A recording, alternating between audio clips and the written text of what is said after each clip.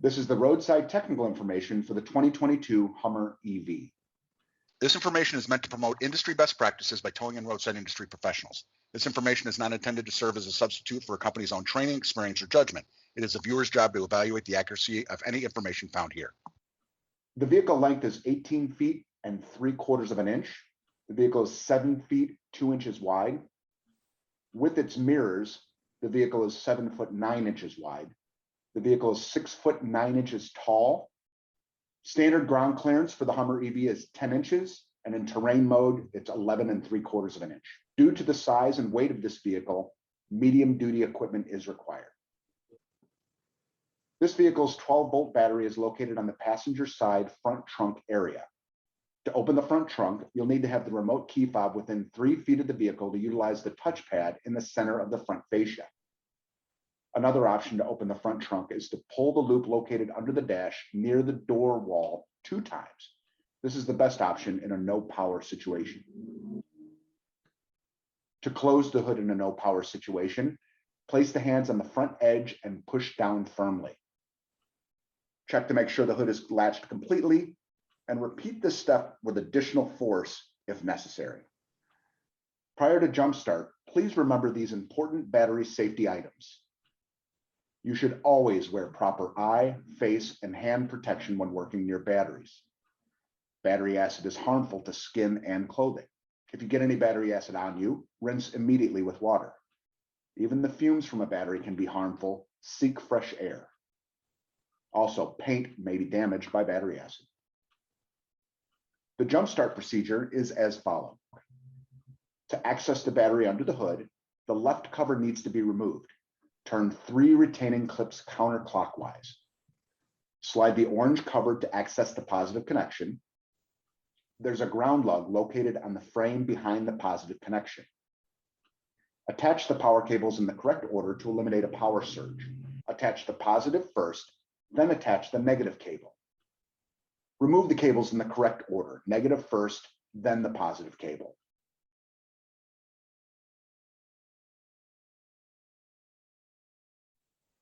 Before closing the hood, make sure all cargo is properly stowed and does not go above or across the hood seal. Press the touchpad in the center of the front fascia once to close the hood. Towing. The manufacturer recommended service type for towing is by flatbed. The vehicle must be placed into neutral position prior to loading. The vehicle is equipped with 2 front and 2 rear tow hooks used to pull the vehicle onto a flatbed car carrier from a flat road surface. Always pull straight, do not pull sideways on the tow hooks. To prepare the vehicle for transport, it is recommended to place the vehicle into entry-exit mode. This will let the air suspension lower and stabilize the system during transport. Select the following on the infotainment screen: settings, then vehicle, then suspension. Place the vehicle into neutral and engage the seatbelt prior to exiting the vehicle to prevent vehicle shifting back into park. Alert: if the suspension leveling system has faulted out, you will not be able to place it into entry-exit mode. If the vehicle does not have power to place into neutral position, perform a jump start procedure to attempt to gain the power needed. If jump start is unsuccessful, tire skates must be used under all 4 tires to prevent damage while loading or unloading the vehicle. Caution: attempting to load this vehicle while in park without skates will cause damage not covered by the vehicle warranty. The only 2 recommended attachment points for securing the Hummer EV to the flatbed are the over-the-wheel method and utilizing the tow loops. Caution: do not use underbody or suspension components for securing the vehicle for transport. Inaccessible by flatbed. A wheel lift is recommended to move the vehicle from a stall that is inaccessible to a flatbed. This is only to move the vehicle to a flatbed that will then transport to the dealership. Wheel lifts are not to be used for any transport other than moving from an inaccessible location by flatbed. Prior to relocating the vehicle by wheel lift, place vehicle into entry-exit mode, shift vehicle into neutral, fasten seatbelt to prevent vehicle moving back into park once exiting the vehicle. Caution: to avoid damage to the drive motor, Avoid exceeding 3 miles an hour max. If you are unable to power the vehicle into neutral, skates will be required. If the key fob battery is dead, the valet key can be used to access the vehicle. The valet key is located inside the key fob. Press the button on the side of the fob to release the key. Caution, due to the lack of clearance on the frameless window, a lockout procedure is not recommended for this vehicle.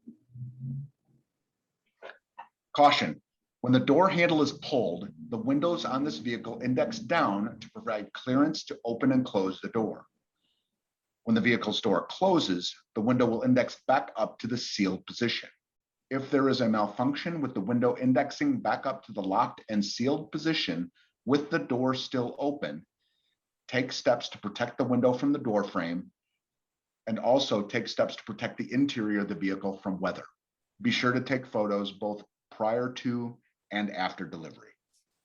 The charge cord is equipped with an emergency manual charge cord release. In the event the cord cannot be released normally after DC fast charging is completed or stopped. The cord is located in the driver's side rear tire well. Reach around the panel to find the emergency manual charge cord release.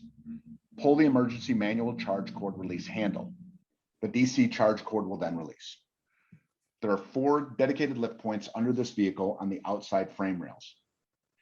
Warning, never lift this vehicle with a floor jack under the battery or under the skid plate. This vehicle does not come with a spare tire. It comes with a tire sealant and compressor kit that is stowed under the driver's side rear seat. Fold the driver's side rear seat cushion up. Turn the retainer counterclockwise to remove the tire sealant and compressor kit.